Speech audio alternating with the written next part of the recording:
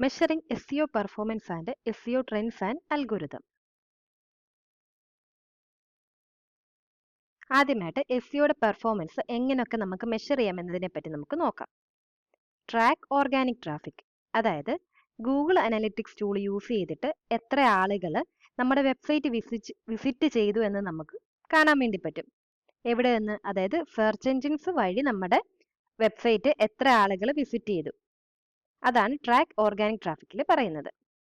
Next one, monitor keyword rankings, അതായത് നിങ്ങൾക്ക് ആവശ്യമായ കീവേഡ്സുകൾക്ക് നിങ്ങളുടെ സൈറ്റ്, അതായത് ഗൂഗിൾ എവിടെയാണ് ഷോ ചെയ്യുന്നത് എന്ന് ചെക്ക് ചെയ്യുക. നെക്സ്റ്റ് പറയുന്നത് check click through rates,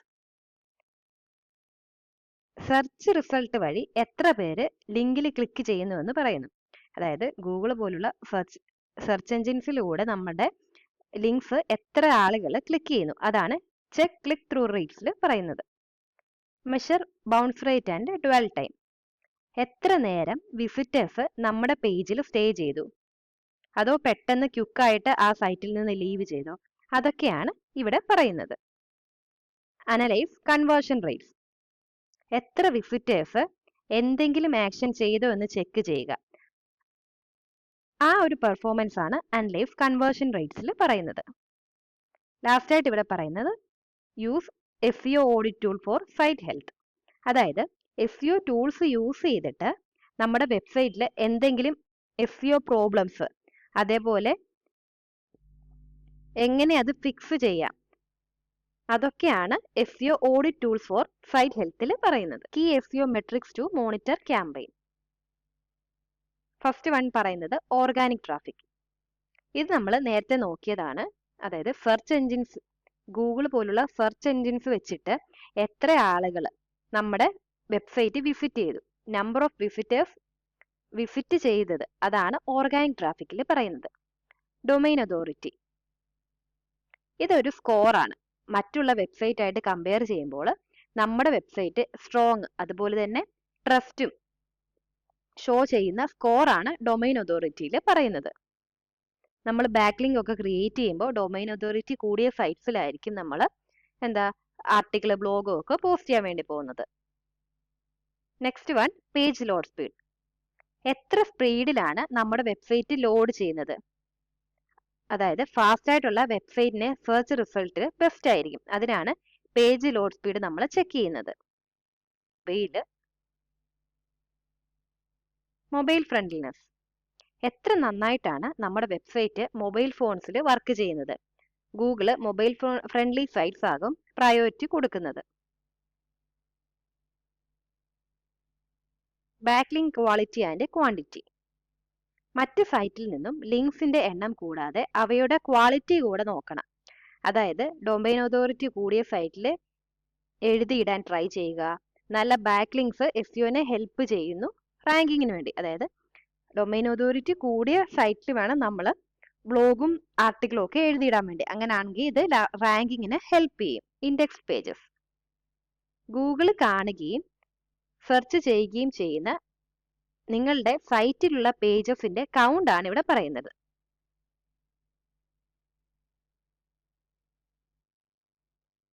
SEO trends, latest SEO ട്രെൻഡ്സിനെ പറ്റിയാണ് ഇവിടെ പറയുന്നത്. ഫസ്റ്റ് വൺ പറയുന്നത് വോയിസ് സെർച്ച് ഒപ്റ്റിമൈസേഷൻ. ഇപ്പോൾ ഏറ്റവും കൂടുതൽ ആളുകൾ യൂസ് ചെയ്യുന്നത് വോയിസ് അസിസ്റ്റന്റ് ആണ്. അതായത് സിറി, ഗൂഗിൾ അസിസ്റ്റന്റ്, ഇതൊക്കെയാണ് വോയിസ് അസിസ്റ്റന്റിൽ കൂടുതലായിട്ട് ഇപ്പോൾ ടോപ്പിൽ നിൽക്കുന്നത്. വോയിസ് ആയിട്ട് പറയുന്നതിനുള്ള കണ്ടന്റിന് ഒപ്റ്റിമൈസ് ചെയ്യുക. ടൈപ്പ് ചെയ്യുന്ന അല്ല, നമ്മൾ വോയിസ് പറയുന്നത്, അതാണ് ഇവിടെ വോയിസ് സെർച്ച് ഒപ്റ്റിമൈസേഷനിൽ പറയുന്നത്. Mobile first indexing, Google first check ചെയ്യുന്നത് മൊബൈൽ വേർഷൻ ആകും. നമ്മുടെ സൈറ്റ് പെർഫെക്റ്റ് ആയിട്ടാണോ ഫോൺസിൽ അതുപോലെ ടാബ്ലറ്റ്സിലൊക്കെ വർക്ക് ചെയ്യുന്നത് എന്നുള്ളതാണ് ഇവിടെ ചെക്ക് ചെയ്യുന്നത്. AI and machine learning in search, ഇതിൽ പറയുന്നത് ഗൂഗിൾ പോലുള്ള സെർച്ച് എൻജിൻസ് ഇപ്പോൾ AI യൂസ് ചെയ്തിട്ടാണ് കണ്ടന്റിനെ മനസ്സിലാക്കുന്നത്. ക്ലിയർ, അതുപോലെ തന്നെ നാച്ചുറലി ബോത്ത് ഹ്യൂമൻസിനും മെഷീൻസിനും മനസ്സിലാക്കുന്ന പോലെ വേണം നമ്മൾ കണ്ടന്റ്സ് എഴുതാൻ, അതാണ് ഇവിടെ പറഞ്ഞേക്കുന്നത്. Focus on EEAT. EEAT means experience, expertise, authority and trust. അതായത് നമ്മുടെ content real life experience, expert, അതുപോലെ തന്നെ നോളജ്, ട്രസ്റ്റ് വർത്തിനെസ്, അതോറിറ്റി ഒക്കെ ഷോ ചെയ്യണം. അതാണ് ഫോക്കസ് ഓൺ ഈ EIT പറയുന്നത്. Video and visual growth. ആളുകൾ ഇപ്പോൾ ഇമേജസ്, വീഡിയോസ് ഒക്കെ വെച്ചിട്ടാണ് സെർച്ച് ചെയ്യുന്നത്. അതുകൊണ്ട് വീഡിയോസ്, ഇമേജസ്, SEO ആയിട്ടുള്ള ഓൾ ടെക്സ്റ്റ് ഇതുപോലുള്ളതൊക്കെ നമ്മൾ യൂസ് ചെയ്യുക. അങ്ങനെ ആകുമ്പോൾ നമ്മുടെ ഇത് സൈറ്റ് റാങ്കിങ്ങിന് ഹെൽപ്പ് ചെയ്യും. Zero click searches. ഗൂഗിള് നേരിട്ട് ആൻസർ കാണിക്കുന്ന ബോക്സ് ആണ് ഫീച്ചർ സ്നിപ്പറ്റ് എന്ന് പറയുന്നത്. അതുപോലെ തന്നെ ക്ലിയർ ആയിട്ട് ആൻസറിങ് ചെയ്യാനുള്ള ക്വസ്റ്റ്യൻസ് നമ്മൾ പ്രിപ്പയർ ചെയ്യുക. ഇനി ഇമ്പോർട്ടൻറ്റ് SEO അൽഗോരിതംസ് ആണ് പറയുന്നത്. SEOയുടെ കുറച്ച് അൽഗോരിതംസ് ഉണ്ട്. Google Panda, Google penguin, Google humming bird, rank brain, bird, അതുപോലെ തന്നെ ഹെൽപ്ഫുൾ കണ്ടന്റ് അപ്ഡേറ്റ്. ഇത്രയുമാണ് മെയിൻലി ഇമ്പോർട്ടൻ്റ് ആയിട്ട് വരുന്ന SEOന്റെ അൽഗോരിതംസ്. ഗൂഗിൾ പാണ്ടായിൽ പറയുന്നത് കണ്ടന്റ് ക്വാളിറ്റിയാണ് മെയിൻ ആയിട്ട് ഗൂഗിൾ പാണ്ടായിൽ ചെക്ക് ചെയ്യുന്നത്. അതായത് വെബ്സൈറ്റ് ഗുഡ് ക്വാളിറ്റിയിലാണോ, ഒറിജിനൽ അതുപോലെ തന്നെ യൂസ്ഫുൾ കണ്ടന്റ് ഒക്കെ ആണോ എന്നാണ് പാണ്ട ചെക്ക് ചെയ്യുന്നത്. നമ്മുടെ കണ്ടന്റ് കോപ്പീഡ് അതുപോലെ തന്നെ ചെറിയ കണ്ടന്റ്സ് ഒക്കെ ആണെങ്കിൽ സൈറ്റ് റാങ്ക് ചെയ്യാനുള്ള ഇത് ലോവർ ആയിരിക്കും. Next one Google penguin. ഇതിൽ പറയുന്നത് ലിങ്ക് ക്വാളിറ്റി ആണ്. അതായത് നമ്മുടെ വെബ്സൈറ്റിലുള്ള ലിങ്ക്സ് നല്ലതാണോ എന്ന് ചെക്ക് ചെയ്യുന്നു. അതുപോലെ തന്നെ ഫേക്ക്, സ്പാം പോലുള്ള ലിങ്ക്സ് ഉണ്ടെങ്കിൽ അത് റാങ്കിങ് കുറയും. അതൊക്കെയാണ് ഗൂഗിൾ പെൻഗ്വിനിൽ പറയുന്നത്. Next one Google humming bird. ഒരു വ്യക്തി സെർച്ച് ചെയ്യുമ്പോൾ അവരെന്താണ് അർത്ഥമാക്കുന്നത് എന്ന് ഗൂഗിളിന് മനസ്സിലാക്കാൻ ഹെൽപ്പ് ചെയ്യുന്നു. അതാണ് ഗൂഗിൾ ഹമ്മിങ് ബേർഡ് എന്ന് പറയുന്നത്. ഇത് ഫോക്കസ് ചെയ്യുന്നത് മീനിങ് ബിഹൈൻഡ് വേർഡ്സ് ആണ്. അല്ലാതെ ജസ്റ്റ് മാച്ചിങ് കീവേഡ്സ് മാത്രമല്ല, നമ്മളൊരു വേർഡിന്റെ മീനിങ്, ബിഹൈൻഡ് ഉള്ള മീനിങ് ഫുള്ളായിട്ടാണ് ഗൂഗിൾ ഹമ്മിങ് ബേർഡ് നോക്കുന്നത്. Rank brain. ഇത് AI ബേസ്ഡ് റാങ്കിങ് ആണ്. റാങ്ക് ബ്രെയിൻ എന്ന് പറയുന്നത് ഒരു AI സിസ്റ്റം ആണ്. ഇതിലൂടെ ന്യൂ ആയിട്ടുള്ളതോ അതോ കോംപ്ലക്സ് ആയിട്ടുള്ളതോ ആയ സെർച്ചസ് മനസ്സിലാക്കുവാനും അതുപോലെ തന്നെ യൂസ്ഫുൾ ആയിട്ടുള്ള റിസൾട്ടിനെ ഡിസൈഡ് ചെയ്യാനും ഹെൽപ്പ് ചെയ്യുന്നു.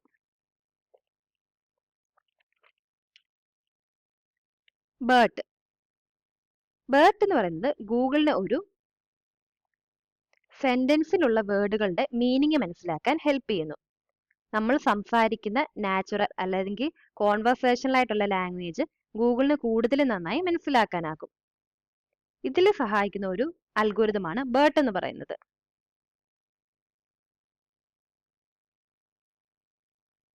Helpful content update. Helpful content update use ചെയ്തിട്ട് ചെക്ക് ചെയ്യുന്നത് കണ്ടന്റ് റിയൽ പീപ്പിളിന് വേണ്ടിയാണോ മെയ്ഡ് ചെയ്തിരിക്കുന്നത് എന്നതാണ്. സെർച്ച് എൻജിൻസിന് വേണ്ടിയല്ല, ആളുകളെ ഹെൽപ്പ് ആക്കുന്ന രീതിയിൽ കണ്ടന്റ്സ് തയ്യാറാക്കുക. അതാണ് ഹെൽപ്പ് കണ്ടന്റ് അപ്ഡേറ്റിൽ പറയുന്നത്. ഇത്രയുമാണ് മെയിൻ ആയിട്ടുള്ള SEOയുടെ അൽഗോരിതംസ് എന്ന് പറയുന്നത്.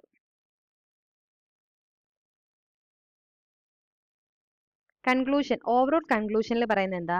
SEO performance depends on consistent monitoring. അതായത് റെഗുലർ ആയിട്ട് ചെക്ക് ചെയ്യുക, എങ്ങനെ നിങ്ങളുടെ വെബ്സൈറ്റ് പെർഫോമൻസ് സെർച്ച് എഞ്ചിൻ നടക്കുന്നു എന്നതൊക്കെ റെഗുലർ ആയിട്ട് നമ്മൾ ചെക്ക് ചെയ്യുക.